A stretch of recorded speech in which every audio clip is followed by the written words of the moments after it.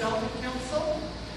Tonight we'll be hearing from candidates for U.S. Congress, Washington's 4th Congressional District. That's the seat that has been held by Doc Hastings.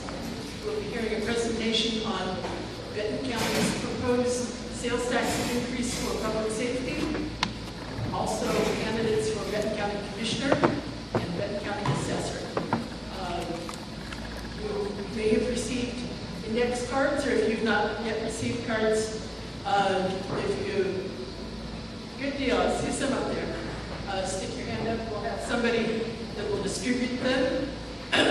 These cards are for writing questions that you would like the candidates to answer, and we will be having the congressional candidates first. So if you get your questions for these folks done quickly, we'll collect them so that we can keep them on the hot seat.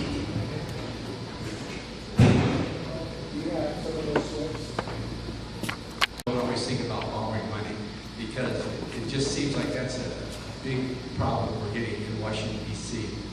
But really, what I believe is that I firmly believe the most important thing when we think about selecting a representative is to select someone who can rise above the political bickering and the extreme bipartisanship we see in Congress these days. You know, it paralyzes our Congress. They can't get a sensible immigration reform passed. They can't get a yearly budget passed. And as an independent candidate, I could be that kind of a representative. I also believe we need a representative who is there for we the people, and not we, the special interests, or the big campaign donors, or the corporations. A lot of the legislation we see out of Washington, D.C. doesn't make any sense to us because it's not written for us. It's written for the big campaign donors, and we need somebody that will go back there and work for the people. I grew up in Pasco. I attended Brigham Young University and University of Washington, and I lived in Moses Lake for 8 years, and Kennewick for 27 years, where I raised our 6 children. And you know so I've lived in the district my whole life, except for the time I went to college.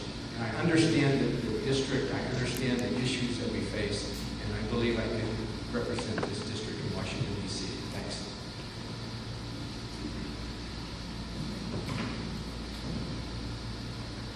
Well, again, my name is Glenn Stockwell. I've lived in Ritzville, Washington for 37 years. The majority of my life I've spent in Washington State, except for when I served in 2 military branches of service.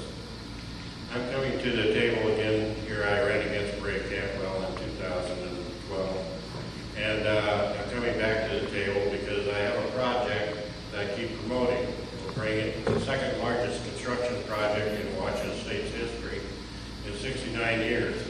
And the problem is they've waited so long for 69 years is funding. They've never found the funding for the project.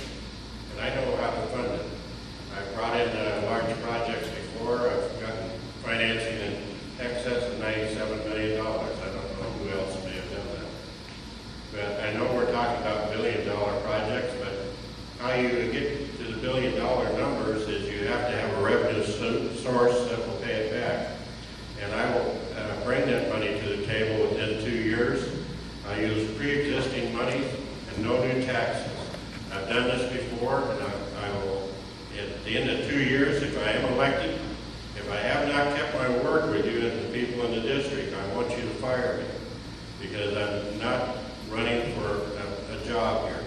The monies I'll earn on my salary will be put into nonprofit trust accounts, and those monies are going to be given to kids to go to college. I do not need a job, but I do have a passion. My project that I'm promoting, I've taken to all the way to Capitol Hill, and it's actually gone before Obama. In 2010, Patty Murray and other people took it to him. And so if I do make it back to Washington, D.C., I want to talk my entire county into accepting all of Washington State's solid waste. I believe I can take the leadership and the knowledge I have and talk 9 other people into this project because what they lack is the knowledge of how to finance it. I will be taking that knowledge there, and I will be aggressively going after this project for the Snake River project, the Columbia Basin project, and the Yakima Basin project. There's enough money for all three projects. Thank you. Hello, can you hear me? Yes. Thank you. My name is Tony Sandoval. I'm from Yakima, Washington. I grew up in the Yakima Valley all my life, and I'm Eastern Washington individual all my life. I want to thank the Benton City Chamber of Commerce. I think you're head, right? I think you're the Chamber of Commerce yourself. Good job for working hard.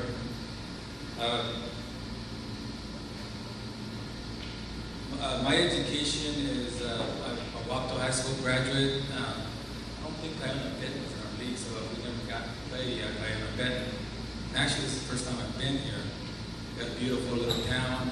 I did notice a little bit of graffiti, which shocked me because most little towns don't have it, but I guess you guys are a victim of the tagging, and hopefully you don't have gang problems. I'm also a graduate of Yakima Valley Community College. I graduated at Washington State University in Pullman, so I'm very much educated. We are taught to research, so I'm not going to act out on whim as far as issues. I'm always going to research them and ask better brains than myself to solve things. I'm a business owner. I have been since 2006, so I know what it's like to work with government, and I don't like it. You seem like you do more paperwork than attend to your business.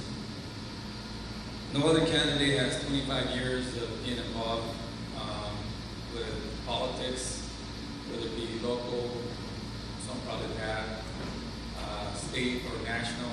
But I've also put a lot of time into our community, United Way, levies. I was involved in the Yakima when they failed their levy. I was able to put something together to pass the levy, and we passed it ever since. Yakima Valley's been able to update their schools, so that's what's most important. As I said, education is an equalizer. At the last forum in the Tri-Cities, I kind of put out a challenge to see if anyone else would take it and us to fight the gangs any way we can. An idea I have is possibly getting the vets to be employed. If they could take on the Taliban, I think they could take on gangs.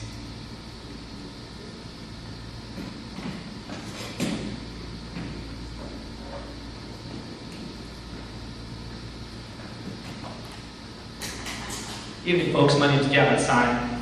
From Afraid, I'm here with my lovely wife, Sandra. And live up in Afraid. I have a small business there. And I'm running for Congress because America is losing its freedom and it's losing its jobs. We need to get legal. We're losing our country, and we need to start taking a stand. We need to start doing our job as the sentinels of liberty, so that our children and grandchildren, so that our posterity can have that American freedom. We need a real plan. A real plan starts with 100% constitutional voting. And when I say 100%, I mean 100%. I am tired of the federal government, of our representatives trampling our liberty and thinking the law is what they say it is that day in Congress. We the people have a law in this Constitution that we placed on government. It is the law, absolute and immutable, that we the people must hold them accountable to. We need a real plan that starts with 100% constitutional voting and continues into standing on principle. Liberty has no cooperation with tyranny.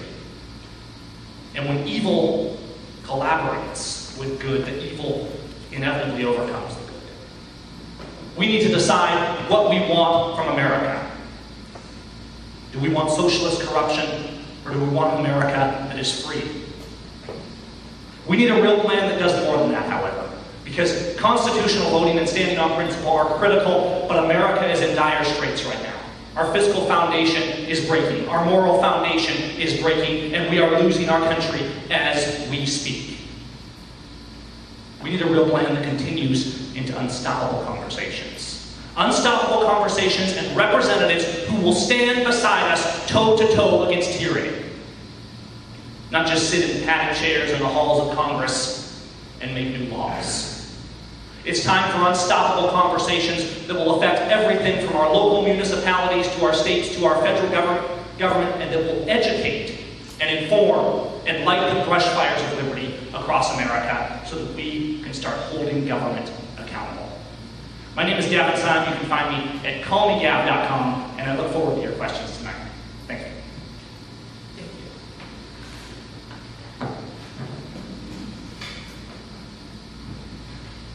Good evening, y'all. How's it going? I'm Josh Ramirez. I am the other independent in the race. Thank you for signing up, Mr. Wright, by the way. I decided to run as an independent because I worked at Hanford about October 14th during the middle of the government shutdown. I'm sure you guys remember that. I got entirely frustrated and decided I was going to run as an independent, not a Democrat, not a Republican, not bought out by anyone, not pushed by a party to vote how they want me to vote. I'm an Army veteran. I'm married, have 4 kids. I work at Hanford as a lead analyst and have a bachelor's in accounting and finance and a master's of science in management, as well as being adjunct faculty at Columbia-Basin College here in Tri-Cities. Well, not here in Tri-Cities, right next door in Tri-Cities.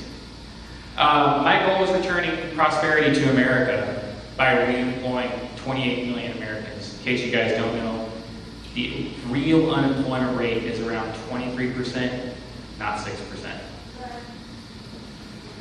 But this is only possible by restoring representation of the people that the 2 political parties have stolen through their unpatriotic donors who ship our jobs overseas at the expense of the American middle class. Under my plan, we can restore over $500 billion in annual tax revenues without raising your taxes. Millions will no longer need welfare programs. We can eliminate the budget deficit, imagine that, and start paying off our national debt. This will be accomplished by returning the jobs to the U.S. that have been shipped to China and other countries. Without these jobs, our economy will never fully recover.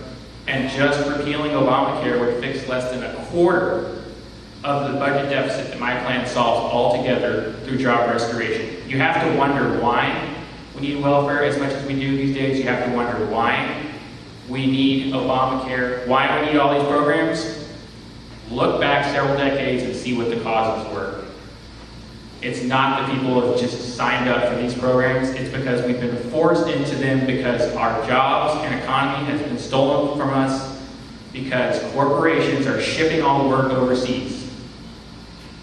My name is Josh Ramirez. I'm an independent, and I'm running to bring everything back that has been stolen from us by the parties. Thank you so much.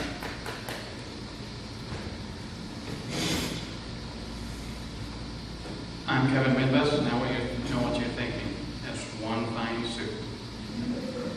I don't know if any of you were at the Women's League of Voters at CBC the other day, but I had borrowed my dad's suit, and it was a little short and a little restrictive. So I thought, I need something to give me a little more freedom.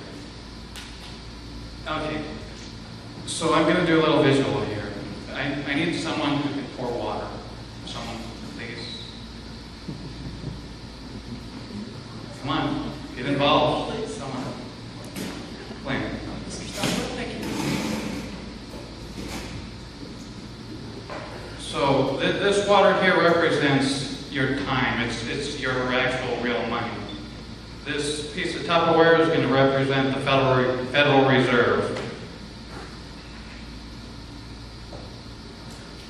This cup, I want Glenn to pour in our taxes.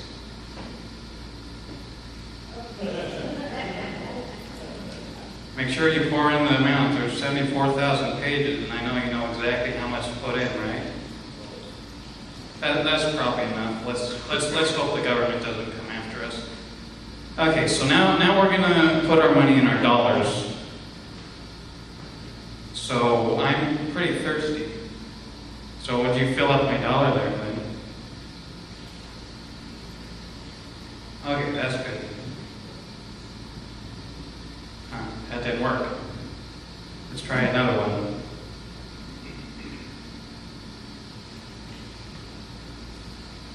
Thank you. Still not working. Maybe they need to print more dollars. Go ahead and fill those.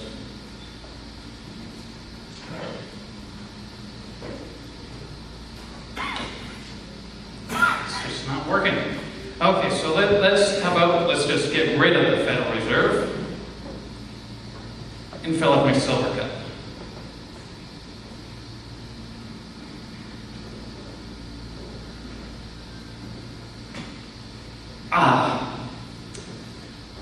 Back your money by gold and silver. It'll hold its value. Thank you.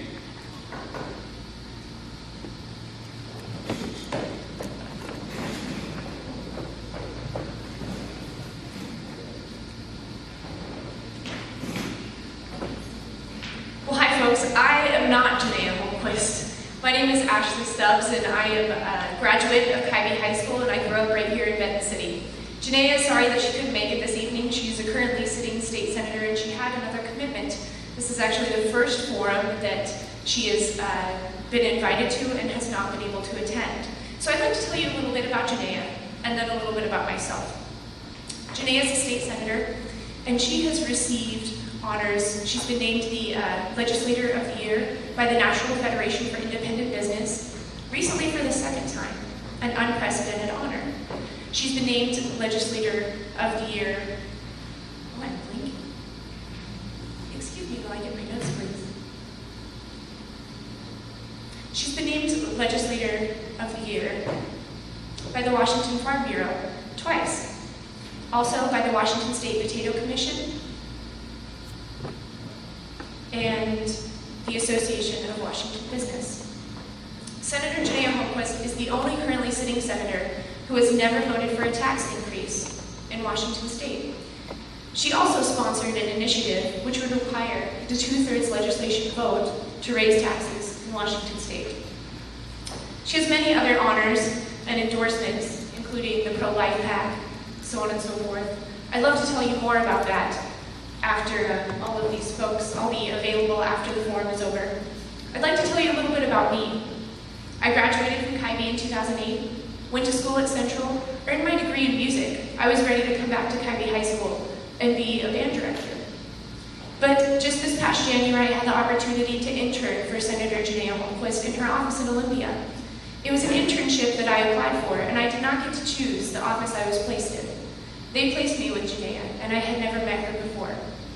I was the gatekeeper for her office. I answered every phone call that came into the office. And while you'd expect some of those phone calls might be folks complaining, saying, please vote this way, why did you do that, you're so dumb.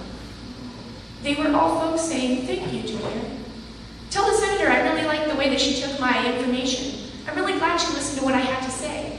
I recently saw that she voted that way, and I appreciate it. And it changed my view on what politics could be and how a politician could listen to her bosses, you people, the people who elect her, and the people who keep her in office.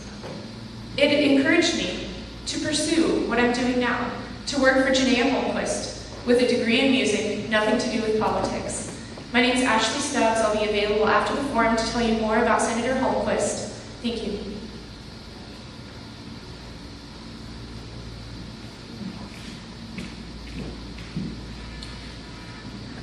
Good evening. I'm Clint Didier. I'm a farmer from Eltopia, Washington that was once called Hell to Pay. And it really was called Hell to Pay. Because when the railroad workers put down those irons on the ties and they were driving the spikes, it was 117 degrees. And they said they had to go through hell to get their paycheck. They named it Eltopia, they abbreviated it down, but that's where I'm from. I'm a farmer. I got to rise to the pinnacle of my career, playing in 3 Super Bowls, came back to the farm. And since then, my wife and I have been farming for 24 years. But it's not about me farming. I'm not running for office to be a career politician. I'm running for office to make sure that your children and my children get to live the American dream. You see, the White Bluffs bladder plot designation is a direct threat to the farmers of the Columbia Basin. They're looking for an avenue to take away our water, as they have done in the San Joaquin Valley, as they have done down in the Klamath Basin, in the Matt Howe, and now they're in the Columbia Basin. see, I'm a fighter, and I'm not going to put up with this. Now, you've heard a lot of people here have problems with the federal government. From the Federal Reserve, which has no accountability to the federal government, that really doesn't have any authority with our currency, but our government has turned it over to them. To the jobs going overseas. Well, why are the jobs going overseas? Well, let's look at some of the problems in America today. In 1960, we had a little over 100 agencies. Today, we have over 1,300 agencies. And one of those agencies, the U.S. Fish and Wildlife, is the one that designated the white bluffs bladderwort as an endangered species. This is the problem why our jobs are going overseas. We've got agencies that are shackling our industries, and we can't go after our natural resources anymore. Timber, mining, farming, you name it, they're shutting us down. Now, how are we going to resolve this? I've already met twice. I went to D.C. and I met with the Liberty Caucus.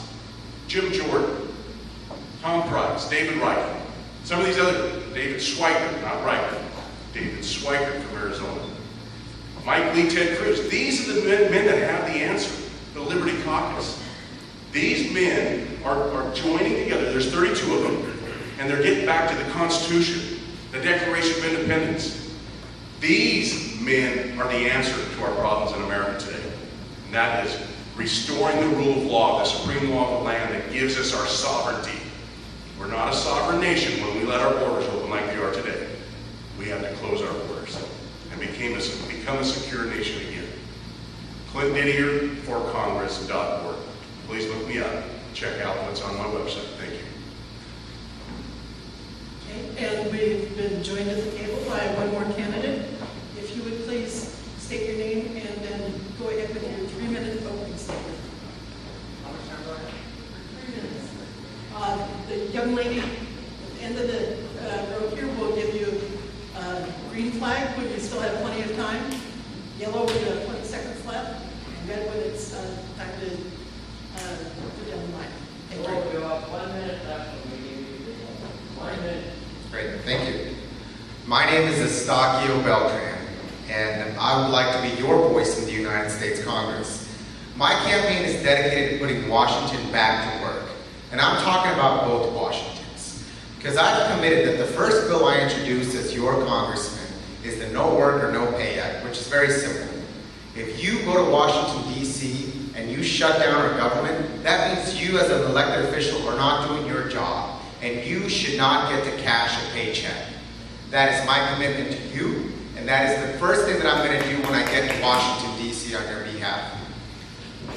I'm also going to do something to improve the unemployment rate, because it's unacceptable to me that we are getting close to the 10 digits, 10% unemployment here in Central Washington, when in the rest of the country we're at 6.4, and in other parts of the state we're at 6.2. It's unacceptable to me. And how do we bring jobs to Central Washington? We got to start by making the immediate investments that we need in order to secure a long-term vision.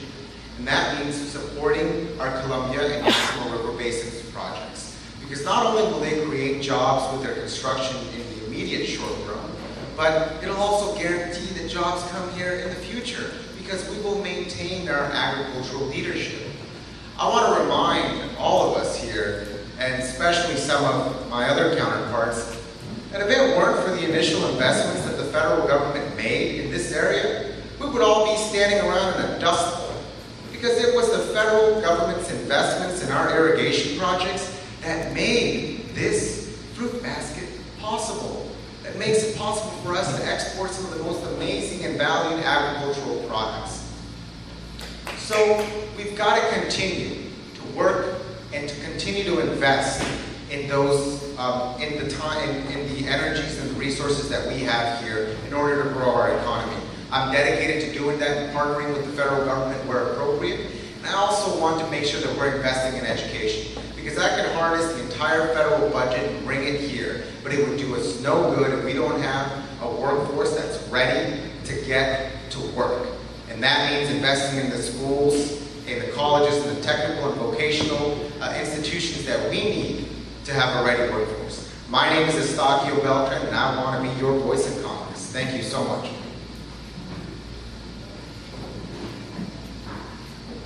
Thank you, candidates. I would like to mention that both Dan Newhouse and Judge Seacoat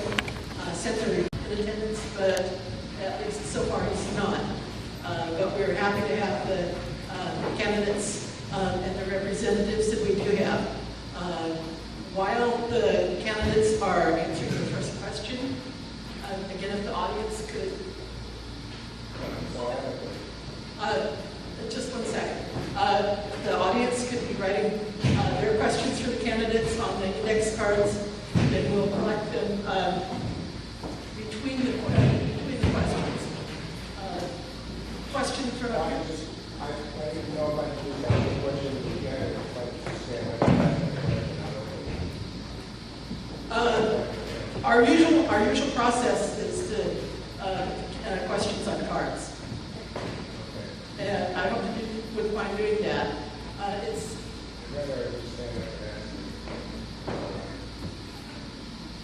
okay.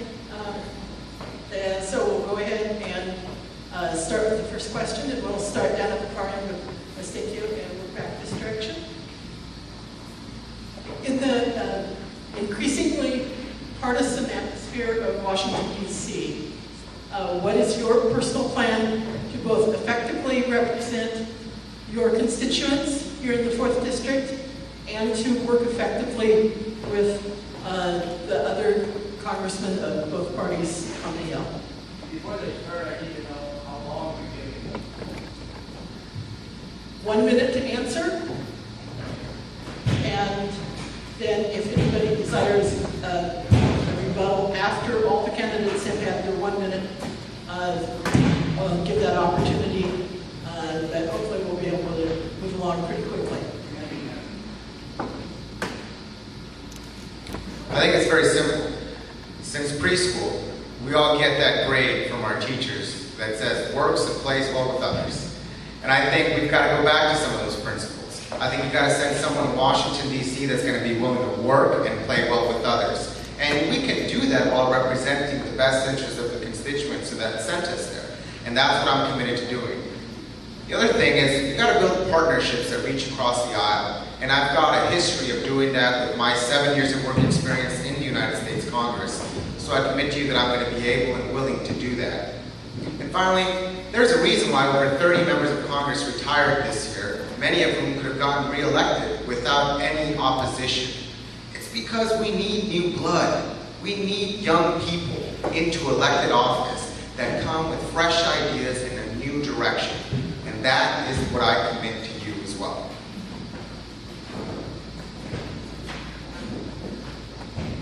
Well, there's been reaching across the aisle, as far as I'm concerned, way too much. We've been getting yanked to the left so far now we don't even know where the right is. If you look at America today, where's your freedom? You got the NSA spying on you. You've got a dollar that's not worth anything. You've got a country that's opened its borders and letting everybody come in. Are we America anymore? I think we get back to the playbook, the Constitution, and we follow this Constitution. This is the supreme law of the land. It was given to us by our founding fathers, who had individual liberty as its highest political value. Individual liberty. That means you can live in freedom. You don't have a government telling you how to live your life, what medical plan you're going to be able to have, and how long you're going to live. I think it's time we stand strong. As a Republican, I'm going to stand by the Republican platform. I'm not going to waver from it. We got to get back to the essentials of our country. Thank you, Will.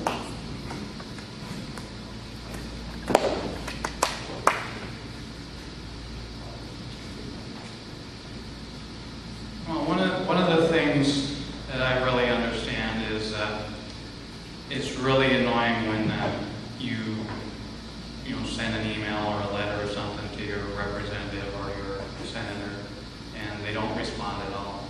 That's kind of part of what really made me want to run, because I really people want to be listened to. One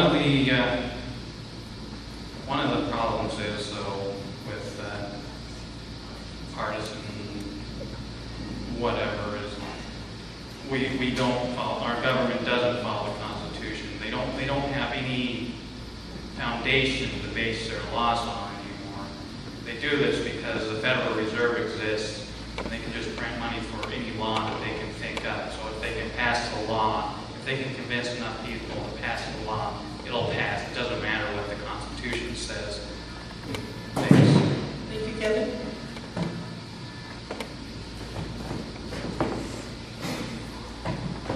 The very reason I'm running is because I want to be able to unite in the center. 50-something bills passed in 2013. Is that progress? Do you think that you can actually vote a Republican and a Democrat in and get any progress anymore? Really? No, I don't think so. That's why we have to declare our independence. And I would wonder if anyone here has the guts to do what our founding fathers did and declare your independence from the modern monarchs of our society, the Republican and Democratic parties who are tearing this country apart, and give a you-know-what about any kind of progress except to further the gain of their own party at the expense of us, we the people. Thank you.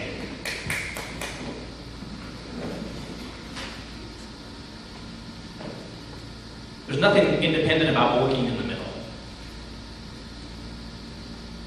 I will readily work with those who want to stand up for our liberty. I will start conversations and I'll try to bring them over. But if they won't stand for our liberty,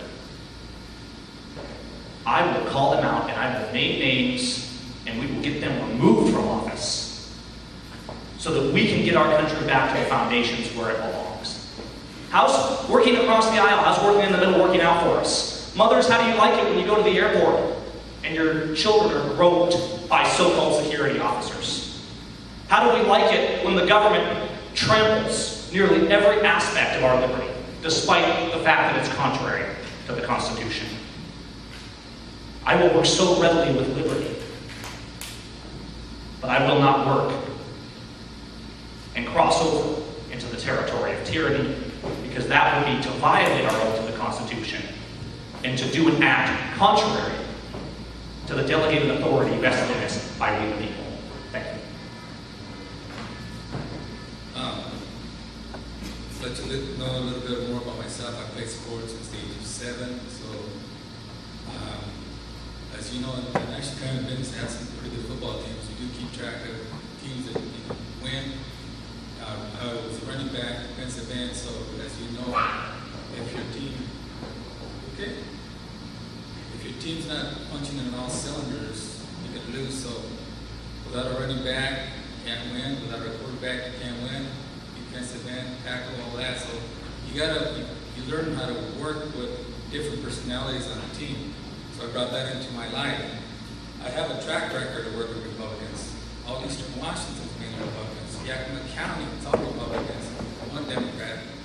I've actually been at the Republicans' charity's home for Christmas. If somebody lives in your house for Christmas, that means they trust you. The past chair, I was county chairman of the Democratic Party, and me and my counterpart are in the same sister city, so I do have a track record of working with everybody. Thank you, Tony.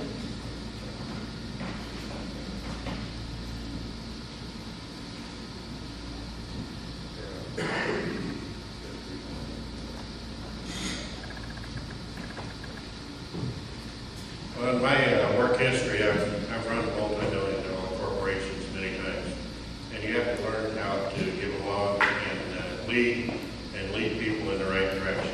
I would like to state that I am a Tea Party member. I do believe in the Constitution. We need to get back to it. I believe that I may be the only one here, I think for certain I am, that ran on both parties. I ran 3 times as a Republican and once as a Democrat. And I've also been a member of the Tea Party. And the one thing that you don't know when you don't cross the lines is that there are people in every party that are wondering what's happened to our country. And they're wondering what it's going to take to get back to it. You couldn't run a corporation with all the chaos involved as we have in the federal government. But what we need to do is send someone there that's had ability to work on both sides. I've taken my project to Congress and both sides want it. Thank you. Like I mentioned in my opening statement, that is a huge problem in Washington, D.C. And we do need a representative that can rise above this, extreme bipartisanship. As an independent candidate, I could do that, and I would do that. It just seems like in Washington, D.C., the question seems to be what's best for the Republican Party or what's best for the Democratic Party. And that that shouldn't be the question. It should be what's best for the country. And we need to get someone back there that will answer that question and work for the country, work for the people of this district, so they can pass legislation that will make their lives better. Thank you. Thank you. I'd like to note that Gordon Allen Cross has arrived, coming down from Ellensburg, I believe it is. We're going to play catch up here for just a minute and give him his 3-minute opening statement. But I would like him to address the current question first. And as soon as he gets out there, I'll restate the question. So we'll do 1 minute, the question, and then I'll begin with the 3-minute opening statement. So the question is, in the increasingly partisan climate in Washington, how will you both effectively represent your constituents here in the 4th District and work effectively with members of both parties on the Hill? Testing. My name is Gordon Allen Cross. I'm glad to be here tonight. First off, we need to serve as Americans. This party business, this isn't about parties. This is about people not being represented. And over my lifetime, I've had people, since I was a young person, like in junior high, gravitate to me and ask me to help them resolve their issues. And we were able to do this over time with reasonable success. Just, you know, we can all think, you know, whatever we want to think, but it really doesn't matter what we think. It really matters what we know. And we need to get beyond the bonds of apathy. Because we got one step left backwards, and that's in bondage. Thank you. I'd like to just briefly intersect again that the young lady in the pink here is our timekeeper. You see a green flag, you're good on time. Yellow, 20-second warning on the short questions. And when you see the red flag, it's time to see the mic. I'll now give Gordon his 3-minute opening statement. And again, I'd like to remind the audience to be putting your questions for these candidates on the next slides, and we'll back in just a few minutes. Well, my candidacy is no stranger to your ballot, your federal ballot. This is my 8th time on the ballot. The reason why maybe we haven't been elected is because it's not a fair fight. I've never been in one of them, and I don't think any of you have either. We have a roadmap in this camp how to get to a fair fight, to get out the best candidate elected. The way I see it is the U.S. Supreme Court lately has crucified the United States First Amendment by taking the caps off of billionaires to entrench incumbents in the House and the Senate with untold amounts of money to only do one thing, to make the rich wealthy from off the backs of unborn generations of poor children. I say we have a problem with our taxation here. We only have 10% of the wealth legislated, 95% of the American people to pay the lion's share of the bills. Your quarter's only worth a half a penny. We need to end the Fed. We need to grow that dollar back. And the way we do it, since we only have 10% of the wealth and 95% has, let's just get rid of every tax and keep it there. They're to pull in government, rein it in, and get 10% of the income from 100% of the wealth of the people to pay 100% of the bills. You know, liberty and freedom pin its wings on equality. And if you're not taxed equally, you will continue to have neither. Mercy.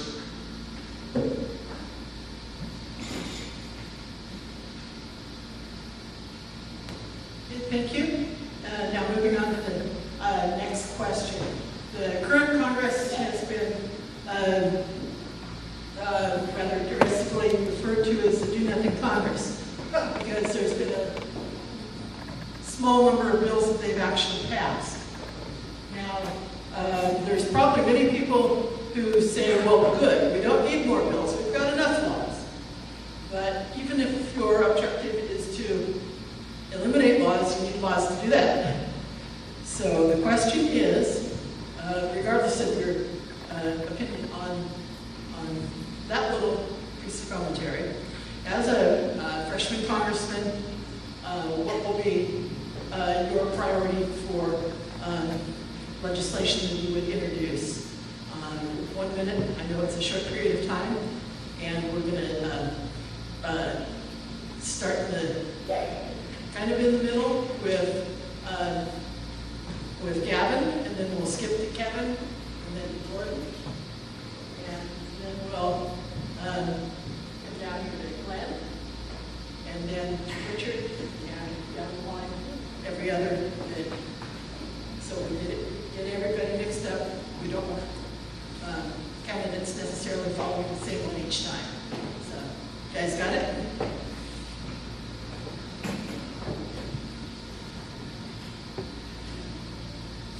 Well, let's face it, we have a Congress of legislative eunuchs.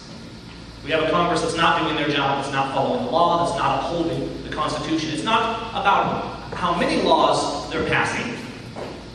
It's about their failure to represent the Constitution and the oath that they swore to. In Article 1, Section 8 of the Constitution, the Congress is given a very limited set of tasks. And in the 10th Amendment, it says, well, these are your tasks, and by the way, those are your only tasks. Everything else is reserved to the people and the states. And we've seen what happens in our country when the federal government tries to control everything, from our security to our toothbrushes. So my first priority will be to start addressing the lawlessness in Congress. Work with people who will work to that end. We need to repeal Obamacare. We need to get back to the foundations. We need to start repealing the lawless legislation, start the conversations, spread the brush fires of liberty, and get a Congress that is legal. Thank you.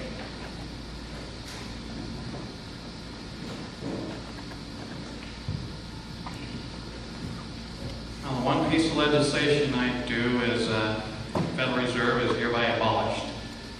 These are real worthless pieces of paper known as Federal Reserve notes on these cups. They're actually backed by these cups now, so they're actually a little more valuable. You know, the reason we get all these horrible laws, all these illegal laws, is because the Federal Reserve can print the money to fund the laws. And when we take away that ability from the government, we'll start passing laws that are actually constitutional.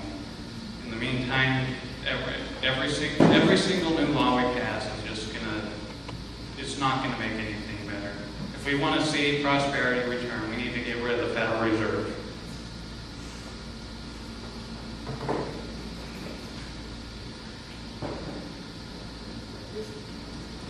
Gordon? A do-nothing Congress. Yeah, this is the Congress that's more concerned about nonsense than national defense. The Congress that represents 5% of the people. And I ran against Jason's 5 times. I said in the Herald, the acting license, if you want a congressman to represent 100% of the people, elect my candidacy. If you want a congressman to represent 5% of the American people, vote for Richard Norman Hastings. The 5% of the people he represents own 90% of the wealth. And that's what the Congress is just waffling on. They're not serving you. And until we get campaign finance straightened out and get the best candidate in there to represent the people, we're going to continue to have a do-nothing Congress. We haven't had anybody qualified up there for a century. Thank you. And then we'll come down here to Glenn.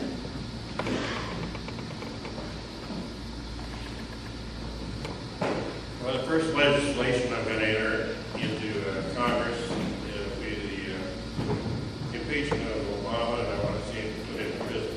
He has no legal authority to be president. He never had any legal authority to be a senator either. The second piece of the legislation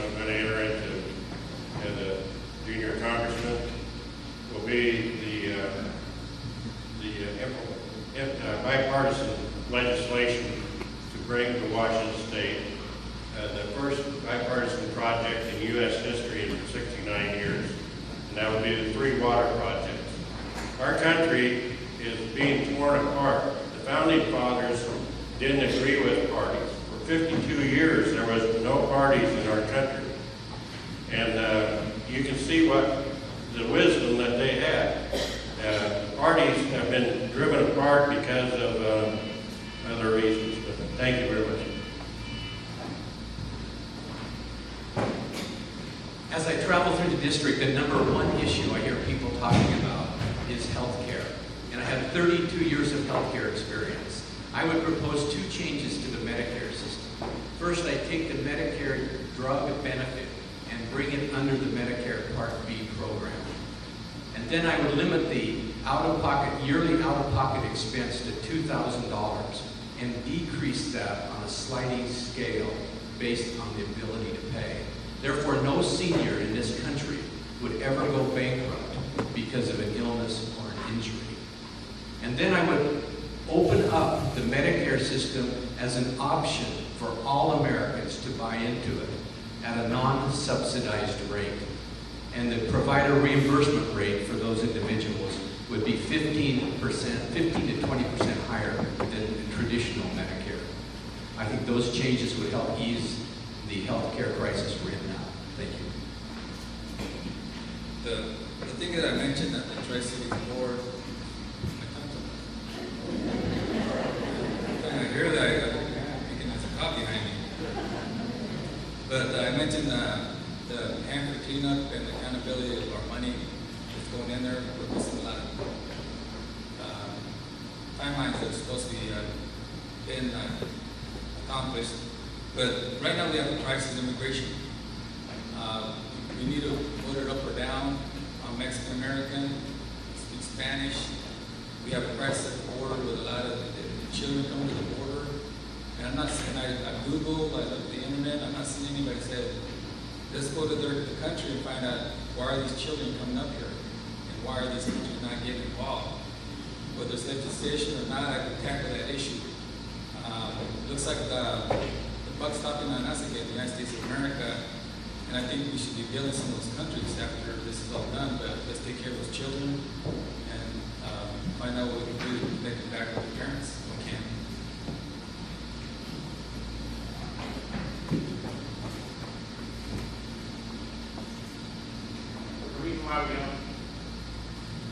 All right.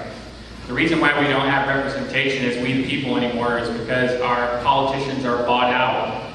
So therefore, one of 2 pieces of my first legislation would be to get big private money out of elections and make elections publicly funded so that we can decide candidates based on their competence versus how many times you see the sign on the side of the road. 2, bring jobs back to the United States.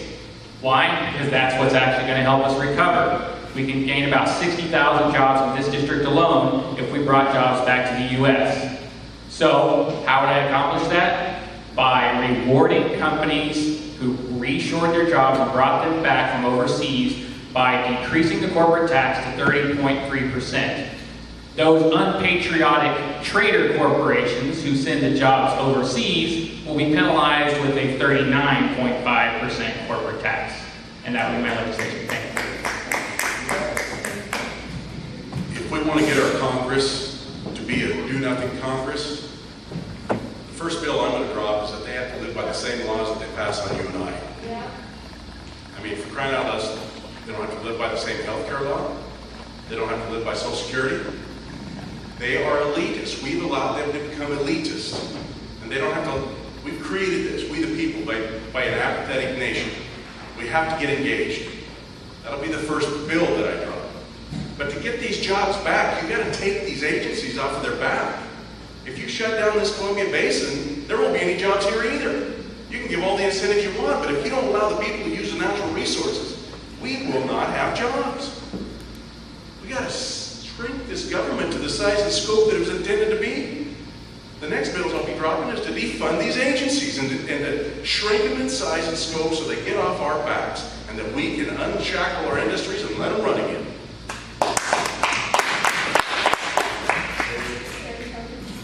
If I can jump in, if Randy could please collect the questions while I stay here as addressing the current question.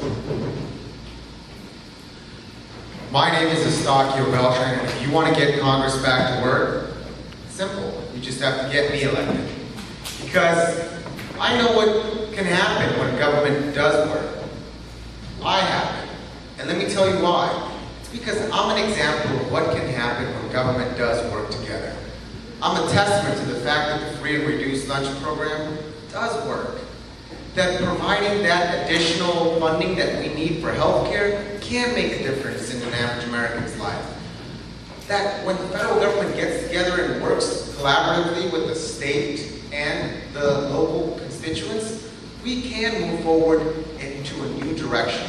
And I think if what you want is a government that's going to work together, we got to start rewarding these politicians that go there and do that.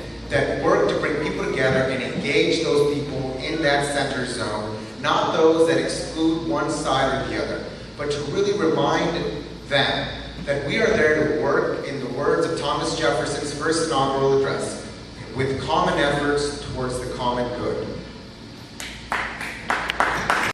With regards to the next question, it's been brought to my attention, there's a red pickup with a canopy that they've left their lights on, so you might want to take care of that.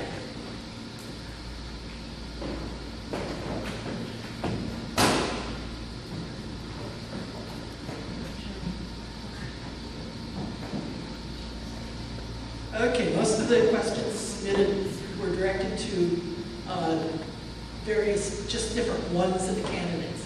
We really need questions that all the candidates can address, and so I will take a couple of questions that are more general and combine them so that it address the question to all candidates. You know, 1 minute is a short period of time, but if you could please give your philosophy on foreign policy. 1 minute version. And we're going to go in the exact reverse order of the last question. So we'll start with Estaquio and then come back down this way.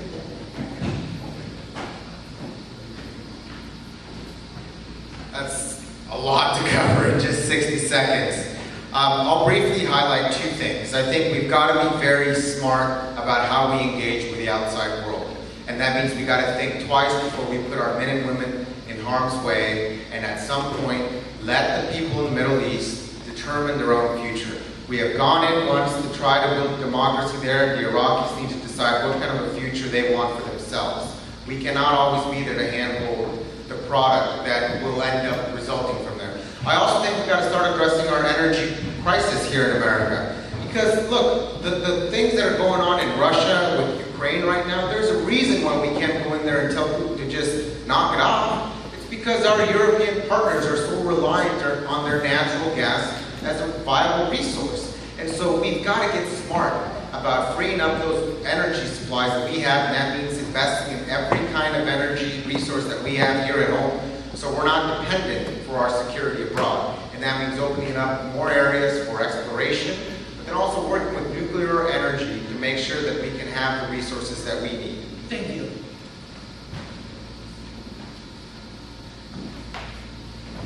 I heed the words of two of our founding fathers, George Washington, no entangling alliances.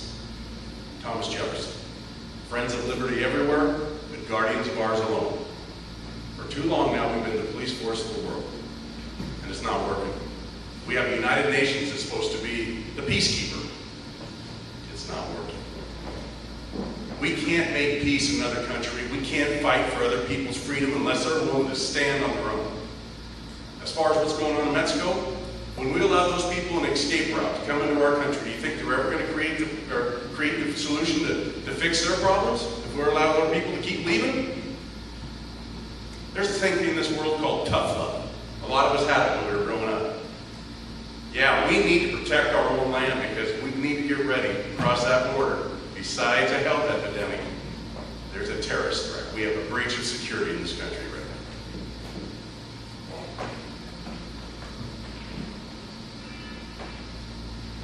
now. Okay. Foreign policy. As a veteran, I believe in homeland first. And you see my brochure, you'll see that at the front of it as well. Homeland first means that we put Americans first in everything we do. Right now, we are not, including shipping the jobs overseas. I hate to be a broken record on that, but it needs to be drilled in, okay? I don't know if many of you know about the World Trade Organization, but the World Trade Organization is at the forefront of all free trade agreements that's happening, and there are 3 that Obama is trying to pass right now, and the Republicans are backing him, by the way. So, we need to get out of the World Trade Organization, and we need to concentrate on America first, putting us first, and then, when we have ourselves taken care of, we can go and start helping the rest of the world. Thank you.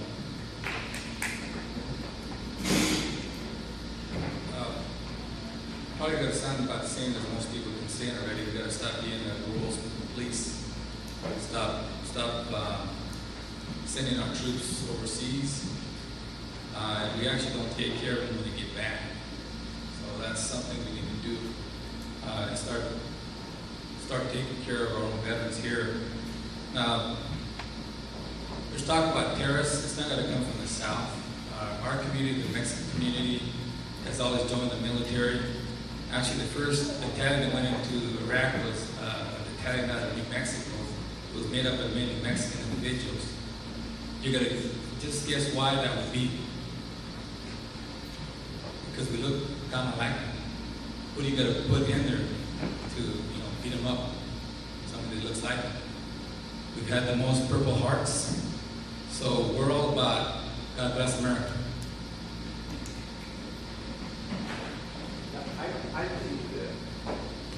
I think the most important decision a representative will ever make is the decision of whether or not to go to war.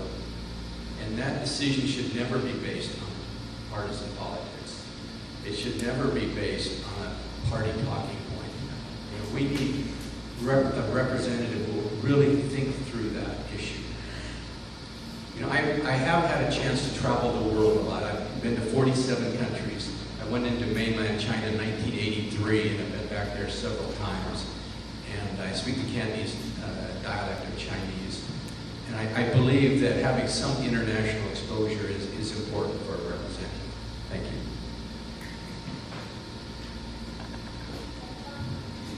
Well, I'm going to sound like everyone else. They're starting to sound like a broken record, so I'll just bring back some history. Our country has been going all around the world ever since World War I. We've been pulled into European conflicts, etc., all around the world. You can name it. In 1968, when I was graduating high school, my father, who came back, was only 9 or 10 that came out of his group out of World War II. And he told me, he said, Glenn, this war has nothing to do with patriotism. It has everything to do with making the wealthy wealthier. And we're seeing that. We've seen it now for decades. What I will do, I'll make certain that if we do go to war, we have to go to war to protect ourselves. We need to pull our troops back. It's bankrupting our country. It has. That's the tool that they've used to drive us into bankruptcy. And I'm a lot like Reagan. I'll make certain our borders are totally protected. It'll be America first.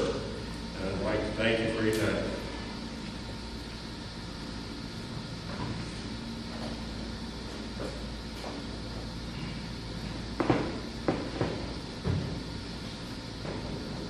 I think the best foreign policy right now would be to be intervening less in foreign governments. And a lot of this has been said from up here. We shouldn't be running all over the country being police. We shouldn't be going around starting wars. We need to get legal. We need to get back here at home, securing our borders, and getting policy that represents the values of America. But we need to go beyond just foreign policy, because we have a problem here in America with the policy right here. We need to get legal with the policy within our borders. We need a government that's held accountable and that's constitutional. We shouldn't be going to war without the authorization of Congress. We shouldn't have a government that's going out doing whatever they want to do that week. We need to get legal and get back to the foundations, start protecting our sovereignty and our American values here at home, rather than running out all over the world and trying to protect people who don't want to be protected.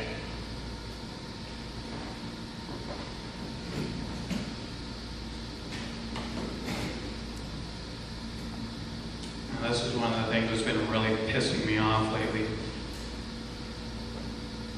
Just watching what's been happening across the ocean there. If you really think we need to go to war, get out there and sign up and go do it.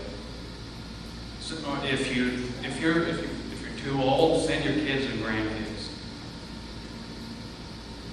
What really gets me is it's this entity, the Federal Reserve, that's funding all these wars. This is the reason why we're going to war. We're going to war because they can print out money to make rich people richer. That's it.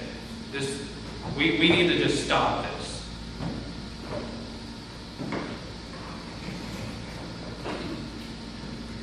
Well, foreign policy.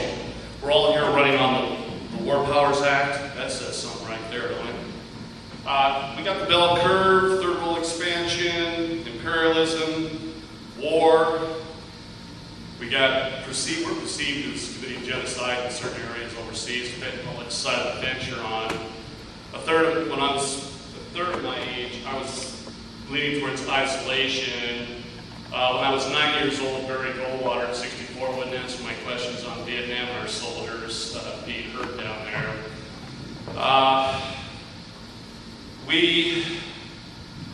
We're coming to the point where our boys are being challenged so hard overseas that if we're gonna keep it up, where they're not built for 5 or 6 tours, but before they're 25, it's time for a draft. Get everybody's finger in the pie, every congressman, not just inner cities, with the poor kids and the Democrat congressmen and women, and having the Republicans sit on the side and say they just volunteered for it. Let's all put our finger in the pie, and we'll see this back off and stop the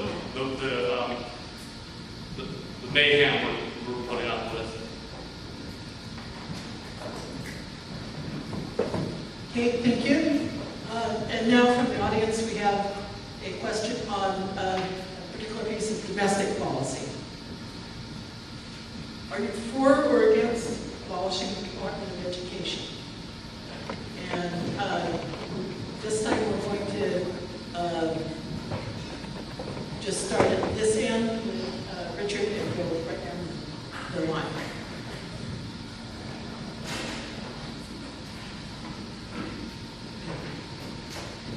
Well, that's a great question. I am for having decisions made on a state basis, like the Common Core standards, federal standards. I'm not in favor of those. I'm not in favor of a lot of things coming from the federal agencies. 24 years ago, my father, we owned a cabin in the Blue Mountains of Oregon, and the Bureau of Land Management came in and blockaded a road that had been in existence since 1908, and told my father, who was about ready, only had about 4 more years to live, that he could not go to his cabin anymore. His only access to the cabin was over a very dangerous road that went over a mountain next to it. He was a very patriotic man, and it really bothers me. That's a 24-year battle we've had with the Bureau of Land Management, and it's headed for federal court. So I'm not in favor of Washington, D.C. dictating to us. Well, I have my brother and my sister-in-law are both teachers, so I stand behind the teachers. I agree. What we need to do is decentralize. I'm against Common Core. We need to bring the education back to Washington State and allow us to create the curriculum for the kids. And I think that schooling is very important, and that's why I'm going to be giving my salary away to the kids to go to college. But I think what we need to decentralize the majority of everything back to the state and run it here from the state level, and that's what I would be doing.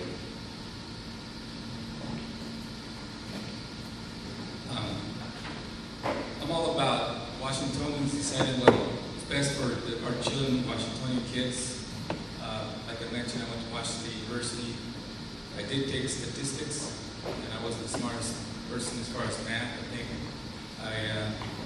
out of high school, as far as I went into algebra, I think after the Y's and the numbers started flipping around, lost my interest. But I did have to take statistics, so I think I've used some of the programs from the federal Department of Education. So I can't really say that I abolished everything, or else I would have been able to get the skills I needed to be able to finally take statistics at university level.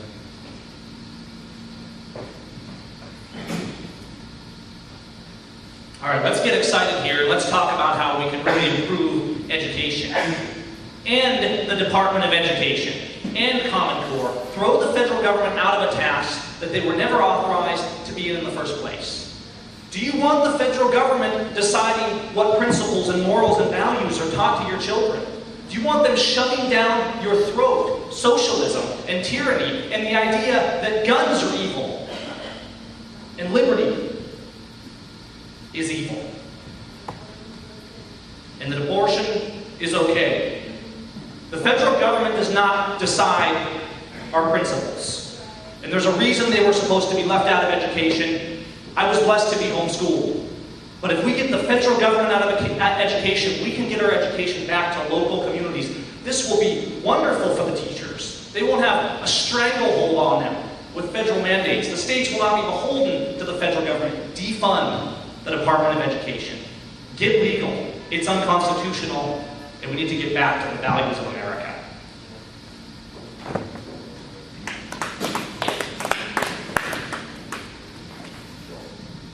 And short answer, no. I'm not going to say defund the Department of Education. I have spent a lot of time in my own education, as you know, as I said earlier. I am in favor of limiting the scope of the Department of Education, and I am in favor of restoring to the communities the decision to be able to modify their curriculum and improve their curriculum and education system to customize it to the regions that they're in. Okay, the Department of Education should not be putting out blanket statements and blanket rules that say this is what everyone must do. Local teachers and local school boards must be able to make those decisions. Thanks.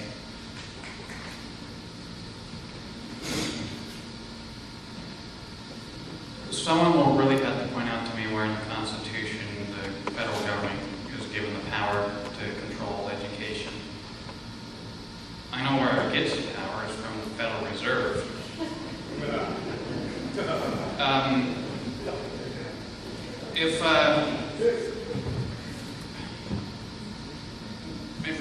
If we abolish the Federal Reserve, guess what? We'll have money to fund education.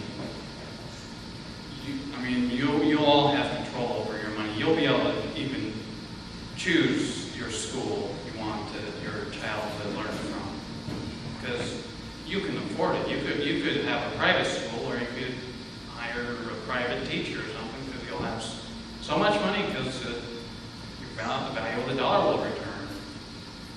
If we really want to improve education, get rid of the Federal Reserve and give people choice to educate themselves how they want. Quick show of hands. How many people have been to D.C.? Have you seen those big buildings? Every cubicle? Do you realize that when you send $1 for education to D.C., Washington State only gets 66 cents back? 34 cents goes to administrative costs. If we get rid of the Department of Education and we let the 50 laboratories take over, they keep that 34 cents in your state. That means the teachers get paid more. You reward the good teachers. You create competition. And the people will go to the competition. Whoever's the best, they'll go there. That's what's lacking in America today. Common Core. What does Common Core do? It makes everybody equal. We're individuals. We're all unique in our own. And we achieve because we strive. We put goals upon ourselves and we work hard. let's let the school systems do the same. Let's get rid of the Department of Education and give it to the states. Are you against public schools? I'm all for public schools, but in the states. Are you a teacher? You want to make more money? No, I'm not. I don't want to be a teacher. This is a republic, and in a republic there are no privileges. Defund the Department of Education, limited government. Some countries don't even have tax, and I'm proposing a 10% income tax. If we go limited, we can go 5%. You want to take it down to 0? 101 different ways. Let's try this one. Let's stop the doctrine of teaching our children how to learn, how to follow, and start teaching them how to learn how to think, to lead.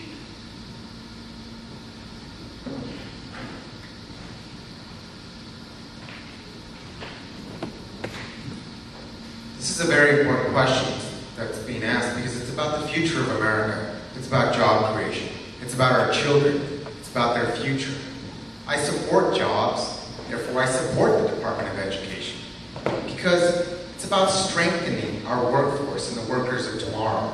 And we've got to make sure that the same kinds of access to these public schools and the great institutions that I had an opportunity to attend are there for the children of tomorrow. That's the only way that we are going to maintain our leadership with the world. There are other countries that are producing engineers and doctors at a far greater pace than we are. We've got a lot of catching up to do. And that takes partnerships with outside governments and outside of the state. Because some of these laboratories, these physics departments, these biology labs, these STEM, engineering and robotics, they cost a lot of money, much more than local taxes can afford. And that's why these partnerships are vital. I will strengthen them and give them flexibility to adapt. But at the same time, we need standards. My mom's a math teacher, and let me tell you, how many times have we had to help a young clerk count back your change? Too many, in my opinion. We've got to have some standards.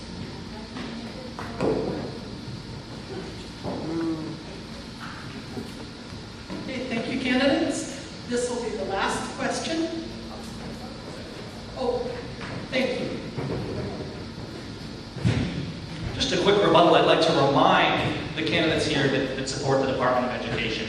To my Democrat friend at the end of the table here, it's easy to say the children. But the Department of Education has only been around since the 70s. Were the children before then stupider? I don't think so. I would remind any one of us who gets elected that we will be swearing an oath to the Constitution. And if we do not what we are tasked with, but what we are forbidden with, we are not honoring that oath. Thank you. And I would just kindly remind my other counterparts here that before the Department of Education that day, this was before technology, this was before the internet. I mean, could the children of his past have been able to program or work a computer or navigate some of the intelligence that's in these phones? Yet some of our children right now, I guarantee you some of your toddlers know their way around your phones better than you do. And that product was created not by someone that didn't have access to higher education, but by someone that invested deeply into it, that went to school, did their homework, and then got paid a great salary for creating these products.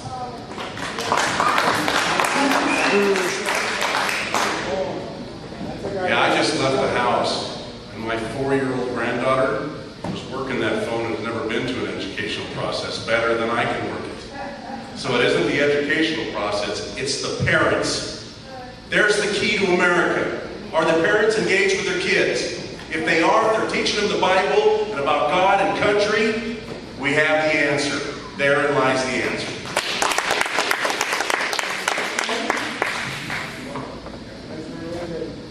I would like to rebut Mr. Beltran there a little bit. He wants to talk about the computer, etc. I grew up on a number 2 pencil with a typewriter. The gentleman that came up with the computer, as far as I remember, he's a dropout. I've been around him a little bit. I watched him ride a tricycle. And so what we really need to do is initiate creativity. And with these computers, we can centralize education. You can go to specialized robots, etc. That can be pushed all over the country through the computer. We don't need the Department of Education law. And I would only say to my friend, try to go out there and get a job with just a number 2 pencil and a paper. In today's economy, it won't happen. Point of order, Stockyard. Let's let everybody have an opportunity. Gordon is next, and then Kevin. Well, what happened to the Abraham Lincolns of our time? Whatever happened to the American ingenuity that brought back Apollo 13 in a Reynolds wrap tent with no more technology than an abacus in the form of a pencil and a piece of paper, one math formula to come back in one piece? I thought it was interesting talking about the internet. You can learn a lot of things on the internet.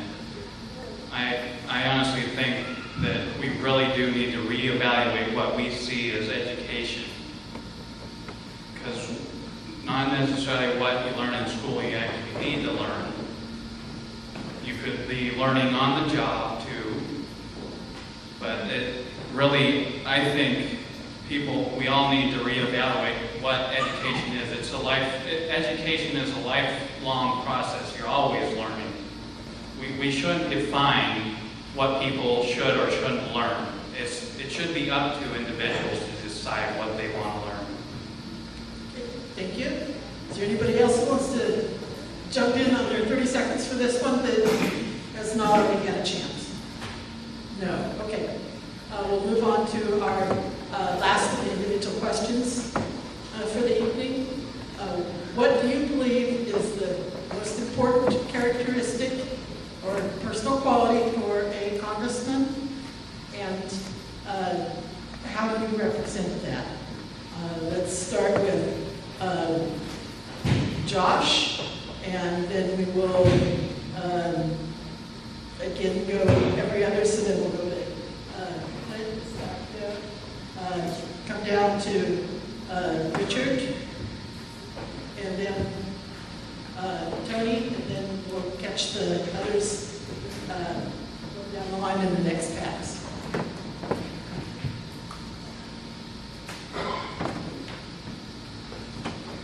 Critical thinking. The ability to think for oneself. The lack of, or the absence of falling into tribalism and staying out of groupthink error. If any of you are curious, go home and Google that tonight, groupthink error. I think you need to be able to think for yourself.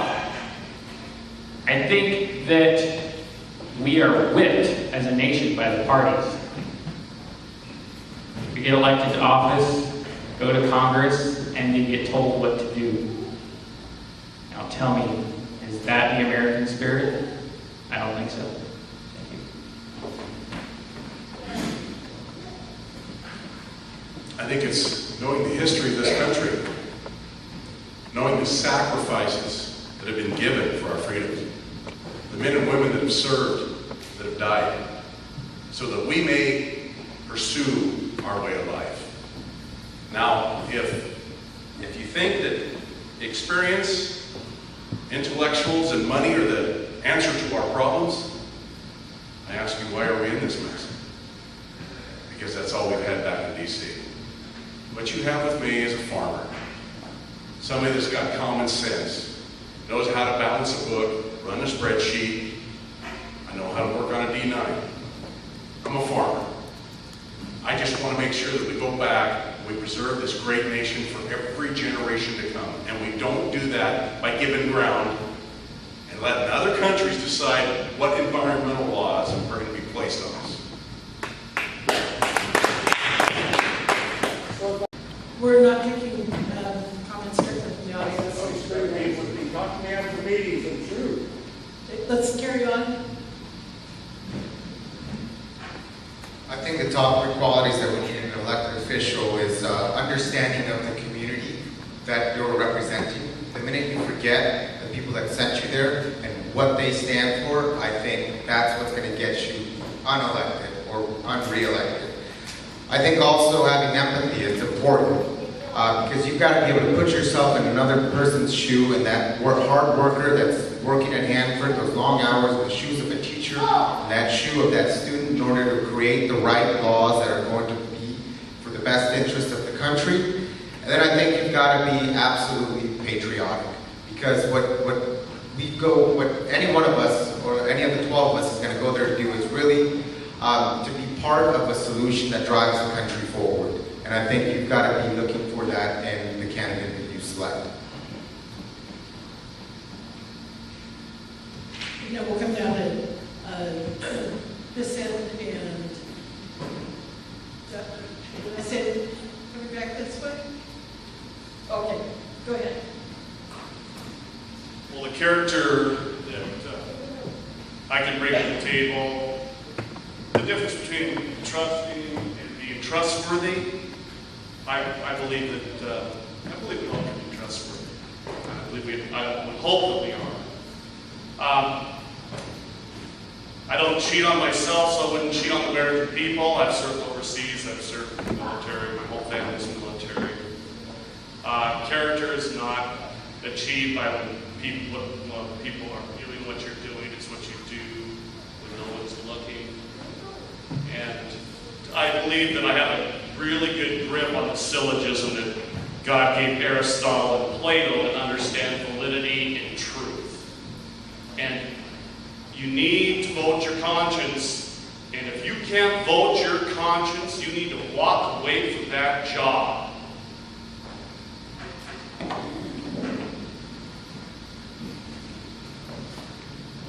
This is one of the questions that I can't really answer because it's just opinion. As far as what characteristics it's written in the Constitution for a representative, you have to be at least 25 years old, you have to be a citizen of the United States and resident of the state you're going to represent. It's not my job to decide for you what characteristics a candidate should have. It's you guys' job. You got to vote. You have your ballots. You vote for the one you want. We're just up here making our case. You have the best thing is you have a choice of 12 candidates, so you guys get to decide which of us is best.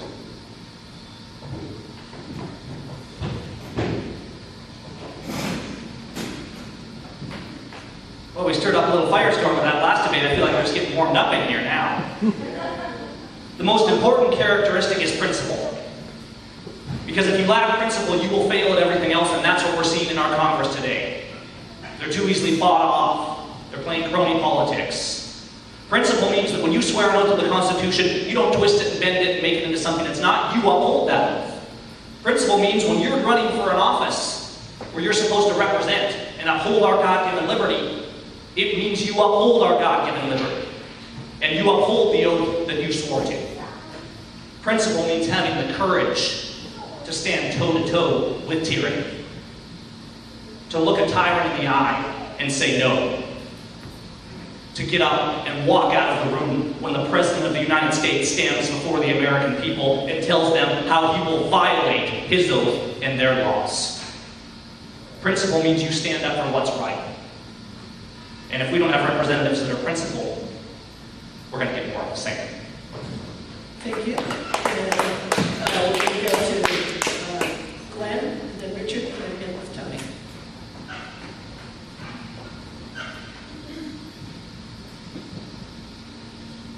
Well, I think one of the most important principles you need to have for any of us that go up there is we need to have a full understanding of history, because if we don't, what we'll do is get repeating the same problems again and again. I've studied history for 35 years, and what we hear in the newspapers and on the news versus reality are two different things. We are brainwashed. CFR came into existence in 1917, and they've been brainwashing us for nearly 100 years.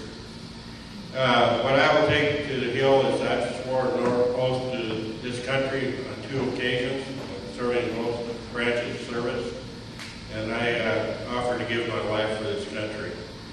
And if I go to the Hill, I'll guarantee to each and every one of you, you can trust me to carry out what is the correct thing to do for our country, because that's what I have been taught to do from my parents, from my grandparents, etc.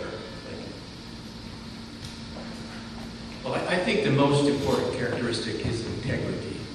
You know, I believe it takes integrity to vote for what is right, not what is best for a specific political party. And I believe it takes integrity to vote for what's best for the people, and not just best for the large corporations or the big campaign donors. You know, integrity is so crucial. I was able to grow a company from 1 employee to 75 employees, and I did that because I had the trust of those 75 employees. They knew that I was there to look after their best interests. And I think, you know, we had an opportunity to build or to be responsible for almost 1 million patient visits during that time. And I was very careful to remind them often that it was so important for them to bill properly and bill legally. And I believe that's the type of representative we need in Washington, D.C. I believe that life's experience should be one of the qualities. See, I was raised in a foster home as a 7-year-old little boy. Did I have a brand shoes when I played? No, it was just white. It was just generic outfit. And mans do that. To this day, you don't see a tattoo on me, long hair on me. You make the right decisions. And like I said earlier, and I went into stuff. I've been successful. And I'm able to work with everybody because of that. Because the kids that went into this foster home had different personalities, different cultures. Some were nuts, but you had to learn to deal with them, to live in the same house or kill each other. So I believe that I have the quality to work with anybody, white, black, brown, crazy, whoever, to get something done.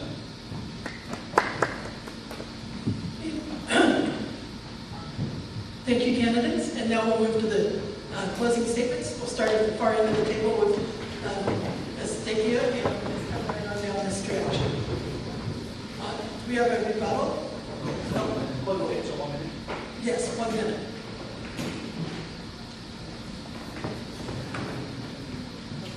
My name is Estaquio Beltran, and I believe that voters across this district have grown frustrated with politics as usual.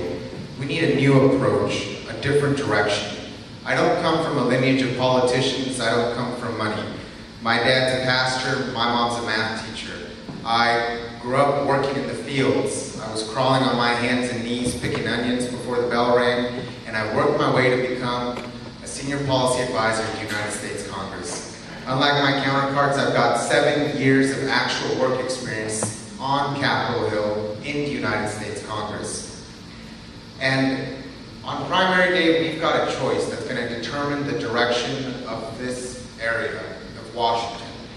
And I want you to be focused on our best interests. I want you to send someone to Washington that's going to bring people together, someone like me, someone that knows what to do from day one, not someone that's going to divide in politics, but to bring people together and work towards the common good with common interests. My name is Estaquio Beltran, and I would very much appreciate to have your support.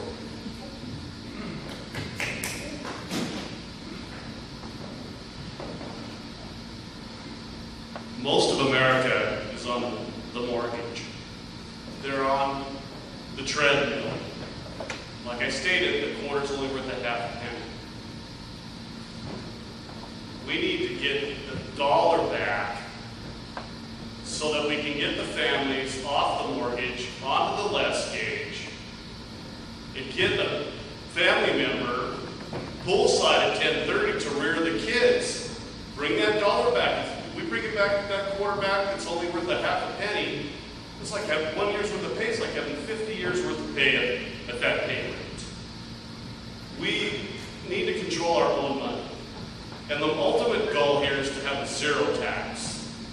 Now, on the campaign finance issue, like 10%, like a little boy delivers a newspaper, here it's a dime, gives a penny for governor, and it's federal, state, and local, an equal third is 100 for a penny left over. That's 10 billion, 12 million.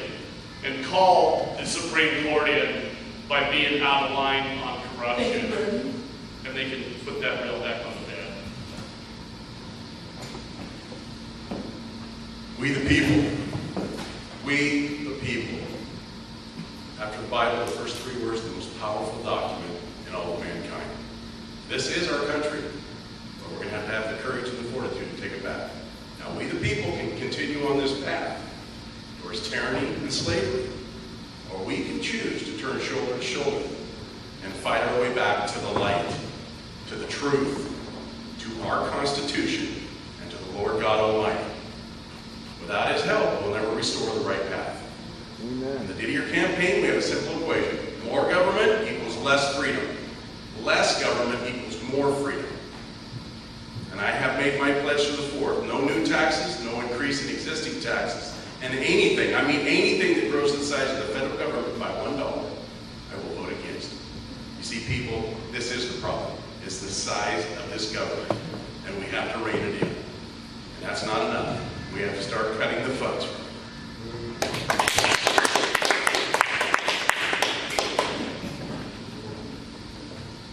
Give me control of a nation's money. I care not who makes the laws. What we need to do, none of us up here can do alone. We need you people out here to help us. The Federal Reserve needs to be abolished. We need to get the value of our dollar back. This will stop all the wars. This will stop all the illegal laws. This will bring back prosperity. You'll get control of your life again. Because time is money. Whoever can control your time can control you. So it's going to take all of us to break from the slavery of this system we're all living with.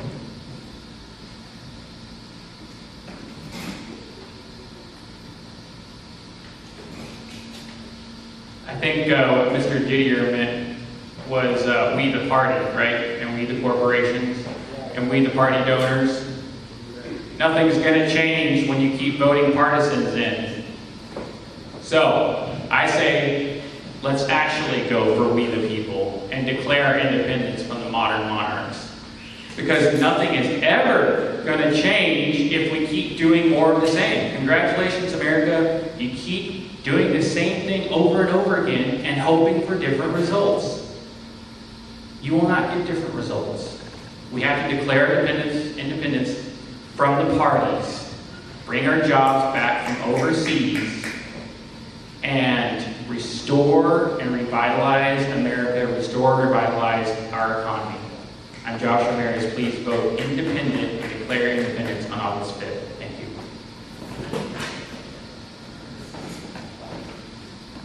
Folks, my name is Gavin Time. You can find me at callmegav.com. We need fire in Congress. We need to turn DC on its ear. What do you want from America? Do you want an America where babies are killed in the name of choice?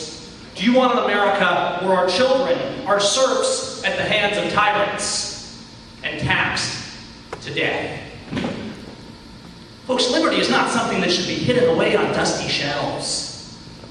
We should be holding it up in front of us every single day of our lives. We should be teaching it to our children and our grandchildren, and if we are not, we are failing them, because we in this room are the sentinels of liberty. And if we think we can go for freebies or what's easier, what sounds good, or political spin and silvery-tongued lies, we are failing our posterity. We need to get legal. We need to get constitutional. We need to stop playing games, and we need to start doing the job that we are tasked with as Americans. And put government back in its rightful place, serving the people. Thank you. I'd like to actually have the little girl stand up and take a bow. Let's give her a hand. I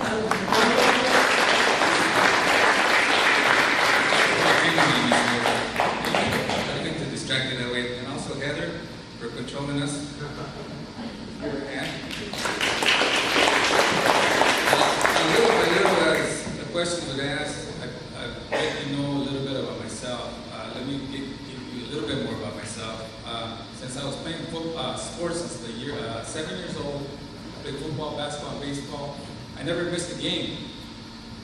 Actually missed one because of daylight savings time. We forgot to click our clock forward. So we were late, we missed the bus, and I didn't play it in Spokane. But I played hurt.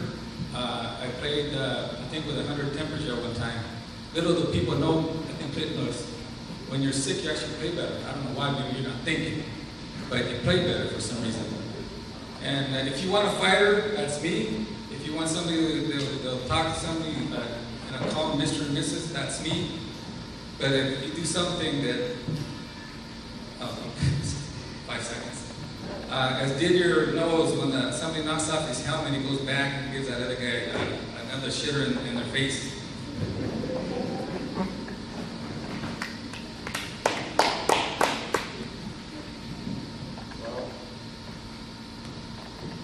Well, for 5 years now, I've been promoting bringing in the second half of the Columbia Basin project, and I really know how to fund it with pre-existing money and no new taxes. The problem is, when you go back to Washington, D.C., you go back and you're trying to work through people, and if they don't have the ability to do it, then they think, hence, you don't have the ability. So they're dead wood. In 1988, I went before my county, and I told them I could bring in a large project. 2.5 years later, I did. I received funding in excess of $97 million. I do know how to jump hurdles, financial hurdles, and I would like to jump the financial hurdles that have been holding this district, our state, back for the last 69 years. And I will show you all how we can fund these projects with pre-existing money and no new taxes, and I'll have the money within 2 years. Thank you. We do have a very important decision to make in the 4th, and I'm so glad to see all of you here. I think it's important to match a candidate with the issues we're facing in this country. If you feel healthcare is an issue, then I have 32 years of healthcare experience. If you feel budget priorities are an issue, for 29 years I ran a company with a very meticulous budget and never borrowed any money, always balanced the budget. Those are the issues we're facing here. If it's partisan politics, as an independent, I can work to bring the parties together and come to reasonable compromise. So I feel I have the experience, the knowledge, and the background that solves me these very difficult decisions we face in Washington, D.C. Thank you again for coming. I'd like to bring Ashley back to give a 1-minute closing for Janae. Well, thank you. I just wanted to remind you one more time of Senator Janaea Holmquist. She's a state senator, and she's the only candidate with a proven track record and the legislative background to protect you, your wallet, and your rights in Congress. But rather than me tell you more about her, I'd like to encourage you to visit her website at janaeaholmquist.com. She has a Facebook page as well that posts frequently about her issues and her thoughts on the issues. And I'd also like to give you her personal cell phone number. This is her personal cell phone number. It's not a track phone. A staffer won't answer. Janaea's on the other line, and she will be happy to talk to you, or you can even text her. So if you have a pen or your cell phone out, it's 509-989-6777. Again, 509-989-6777. Call or text Janaea. She'd be happy to hear from you. She considers all of you her bosses. She likes to hear what you have to say. Thank you.